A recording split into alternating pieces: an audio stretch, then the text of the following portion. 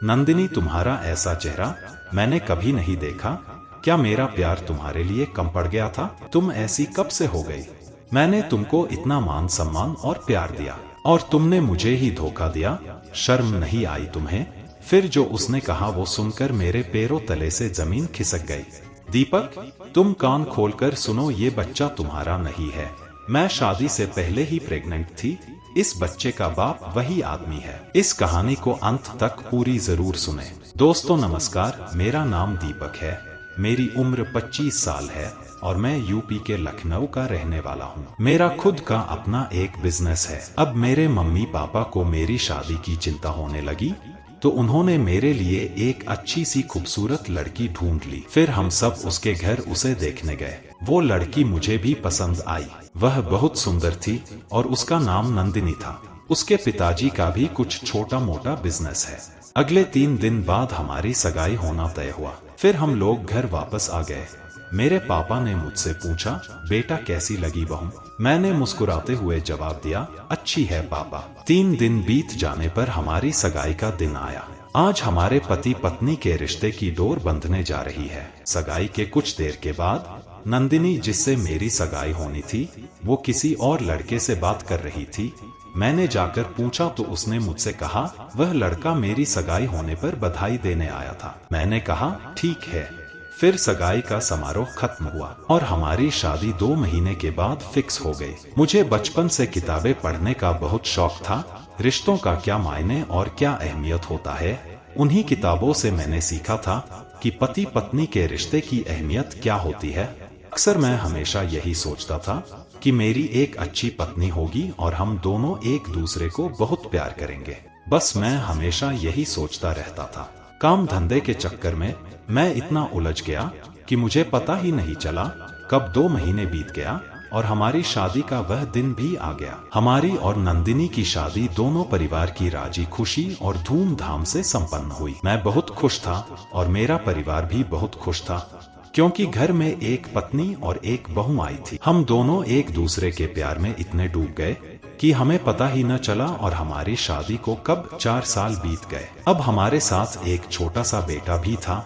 हमारे पति पत्नी का रिलेशनशिप अच्छे से चल रहा था। मैंने नंदिनी को बहुत सारा प्यार दिया था और उसे मैंने दुनिया की सारी खुशियां देने की पूरी कोशिश की थी जो एक पति को अपनी पत्नी को देनी चाहिए। मगर इन 4 सालों में नंदिनी में कुछ ऐसे बदलाव आए थे जो मुझे पसंद नहीं थे। मैं सारा दिन ऑफिस का काम करता और नंदिनी रोज कुछ ना कुछ बहाना निकाल कर घर से बाहर चली जाती थी। मैंने उसे कई बार पूछा कि नंदिनी, तुम रोज कहाँ जाती हो और तुम्हें आने में सारा दिन क्यों लग जाता है?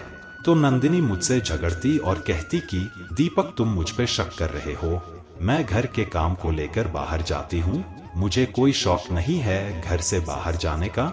नंदिनी गुस्सा हो जाती। फिर मुझे बहसबाजी करना पसंद नहीं था। नंदिनी के प्यार में कुछ बदलाव आए थे। अब वो पहले जैसी नहीं रही थी, वो बहुत बदल चुकी थी। मेरे मम्मी पापा 2 महीने के लिए हैदराबाद चले गए थे। मैं सुबह उठकर ऑफिस चला जाता था और मेरी पत्नी सारा दिन घर में अकेली रहती थी। मम्मी पापा को गए हुए 1 हफ्ता बीत गया था, मगर एक दिन ऐसा आया कि मेरी जिंदगी बर्बाद हो गई। उस दिन मेरे ऑफिस का काम कुछ जल्दी खत्म हो गया और आज मैं समय से पहले घर जा रहा था। घर आकर मैंने हमारे बेडरूम में जो देखा तो मैं देखता ही रह गया। उस बेडरूम में एक ही बिस्तर पर मेरी पत्नी किसी और आदमी के साथ सोई हुई थी और दोनों काम वासना में लिप्त थे। आप सोच सकते हैं कि उस वक्त मेरे दिल पर क्या गुजरी होगी। फिर मैंने गुस्से से दोनों को पकड़ा और उस आदमी को 2-4 थप्पड़ मारा। वो आदमी और कोई नहीं था, पहली बार हमारी सगाई में जो लड़का मेरी पत्नी से बात कर रहा था, वही लड़का आज मेरे घर में घुस आया था। फिर मैंने सोचा कि उस आदमी को ही खत्म कर दूं, मगर वो अपने कपड़े उठाकर भाग गया। फिर मैं अपनी पत्नी पर टूट पड़ा और नंदिनी को पकड़कर 2-4 थप्पड़ मारा और मैंने कहा, नंदिनी, तुम्हारा ऐसा चेहरा मैंने कभी नहीं देखा। क्या मेरा प्यार तुम्हारे लिए कम पड़ गया था और तुम ऐसी कब से हो गई? मैंने तुमको इतना मान सम्मान और प्यार दिया और तूने मुझे ही धोखा दिया। शर्म नहीं आई तुम्हें? फिर जो उसने कहा वो सुनकर मेरे पैरों तले से जमीन खिसक गई। उसने कहा कि दीपक, तुम मुझे क्या समझते हो? क्या मैं तुमसे प्यार करती हूँ? नहीं, मैं उसी से प्यार करती हूँ उस आदमी से मैं हमारी शादी से पहले से प्यार करती हूँ। और तुमको पता है, जब हमारी सगाई हुई थी तो वो लड़का खुद मेरे पास नहीं आया था, उसको मैंने ही बुलाया था। ये कहने के लिए बुलाया था कि मैं ससुराल जा तो रही हूँ, पर तुम वहाँ आते रहना, मैं तुमसे मिलती रहूंगी। और तुम्हें पता ही न चला, हम दोनों हमेशा मिलते रहे हैं। नंदिनी बोलती रही और मैं सुनता रहा। मेरी आंखों से आंसू निकल रहे थे, मेरी जिंदगी के सारे सपने टूट चुके थे। फिर मैंने कहा, नंदिनी तुम किसी और से प्यार करती थी तो तुमने मेरे साथ शादी ही क्यों की थी? मेरी जिंदगी बिगाड़ने के लिए? बच्चा होने के बाद भी तूने किसी और के साथ अफेयर रखा, मैं तुम्हें कभी माफ नहीं करूंगा। तब नंदिनी ने कहा, दीपक तुम कान खोलकर सुनो, ये बच्चा तुम्हारा नहीं है। मैं शादी से पहले ही प्रेग्नेंट थी, इस बच्चे का बाप वो आदमी है। ये सब बातें सुनकर मैंने नंदिनी को अपनी जिंदगी से निकाल दिया और डाइवोर्स केस फाइल कर दिया और उस आदमी को पुलिस के हवाले कर दिया। फिर पुलिस ने मुझसे सबूत मांगा, मेरे पास तो कोई सबूत नहीं था, लेकिन एक सबूत था जो उसे सजा दिलवाने के लिए पर्याप्त था। मैं हमेशा अपने बेडरूम के अंदर सीसीटीवी कैमरा लगाकर रखता था, परंतु अपने बिजनेस और काम की वजह से वो रिकॉर्डिंग चेक नहीं करता था। वो आज मेरे काम आ गया।